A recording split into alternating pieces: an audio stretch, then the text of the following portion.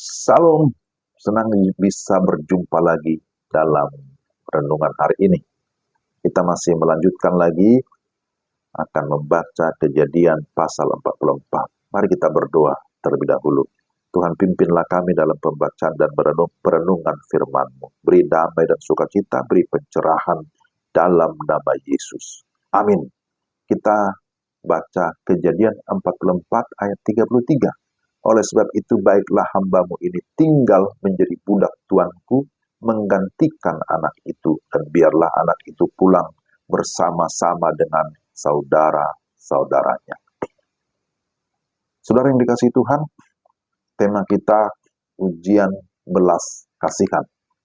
Ujian belas kasihan. Sebagaimana saya sampaikan hari kemarin, bahwa Kejadian pasal 44 ini memberikan sebuah penekanan tentang ujian belas kasihan. Ini ujian terakhir yang Yusuf lakukan terhadap saudara-saudaranya untuk melihat apakah mereka benar-benar sudah berubah dari ketidakpedulian yang tidak berperasaan yang mereka tunjukkan sebelumnya menjadi pribadi-pribadi yang penuh dengan belas kasihan dan perhatian. Latar belakang ujian ini terjadi ketika saudara-saudara Yusuf berangkat kembali ke Kanaan. Kemudian pengurus rumah Yusuf menyusul mereka dan menemukan piala perak milik majikannya di dalam karung Benyamin. Itu di tempat yang telah ditanam oleh pengurus rumah sesuai dengan instruksi majikannya tentu. Hukuman atas dugaan kesalahan ini mengharuskan Benyamin untuk menjadi budak Yusuf. Kita bisa lihat ya ayat 1-13. Dan saya harap saudara-saudara membaca keseluruhan dalam Kejadian 44. Kemudian saudara-saudaranya kembali ke rumah Yusuf, di mana Yehuda yang peran utamanya diantisipasi oleh pernyataan Yehuda dan saudara-saudaranya ya melangkah maju untuk menjadi perantara bagi kehidupan saudaranya. Setelah merangkum seluruh situasi, Yehuda menyimpulkan permohonannya di dalam pasal 44 ayat 32 dengan mengatakan kepada Yusuf bahwa ia telah menjadi jaminan bagi Benyamin. Jaminan biasanya terdiri dari harta benda, bisa juga jaminan itu berupa meterai, tali, tongkat. Tetapi dalam Kejadian 44, jaminan itu adalah pribadi Yehuda sendiri. Di sini kita juga melihat bahwa Yehuda menjadi tipologi bagi Yesus Kristus yang menjadi pengantara yang mendamaikan manusia dengan Allah. Saudara-saudaranya dan khususnya Yehuda sebagai pemimpin mereka menunjukkan bahwa mereka memang lulus ujian belas kasihan. Sebelumnya mereka tidak peduli terhadap penderitaan saudaranya sendiri. Mereka justru memikirkan bagaimana membuangnya, bagaimana menyingkirkan, bahkan juga membunuhnya. Tetapi karena mereka tidak bisa membunuhnya, akhirnya menjualnya sebagai budak ke Mesir.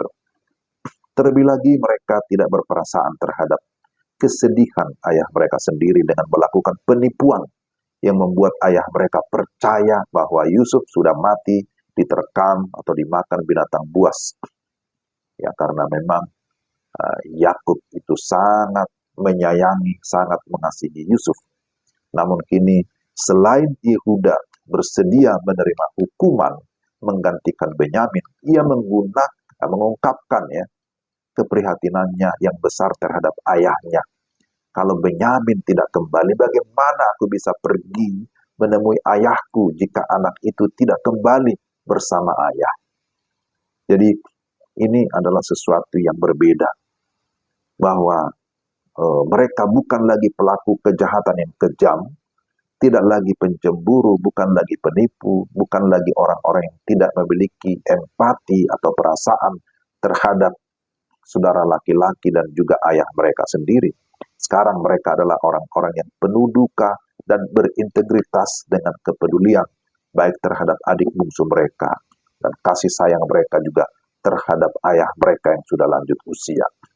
Jadi melihat kenyataan ini, bahwa Yusuf sangat-sangat bergembira. Ternyata saudara-saudaranya sudah berbeda, sudah berubah.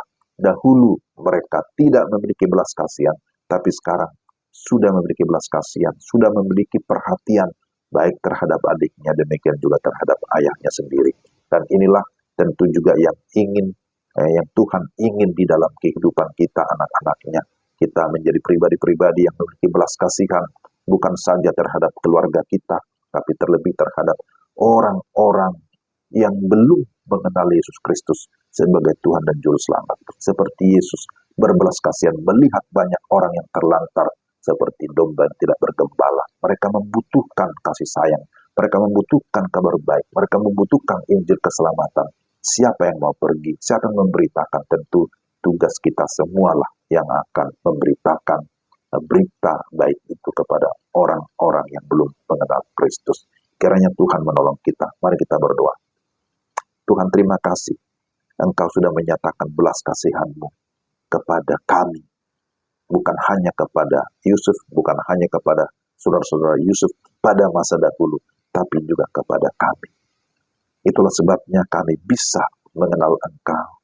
Kami mengalami jaminan keselamatan. Semua oleh karena belas kasihan Tuhan. Terima kasih. Biarlah Tuhan juga menaruh dalam hati kami, hati yang berbelas kasihan, melihat orang-orang yang terlantar, yang tidak bergembala, yang belum mengenal Juru Selamat. Pimpin kami supaya kami juga dapat menjadi pemberita firman dimanapun kami berada. Pakai kami sesuai kehendak-Mu, menjadi agen misimu, menjadi saksimu dimanapun berada. Dalam nama Yesus. Amin. Demikianlah renungan kita. Tuhan memberkati saudara-saudara sekalian. Salam.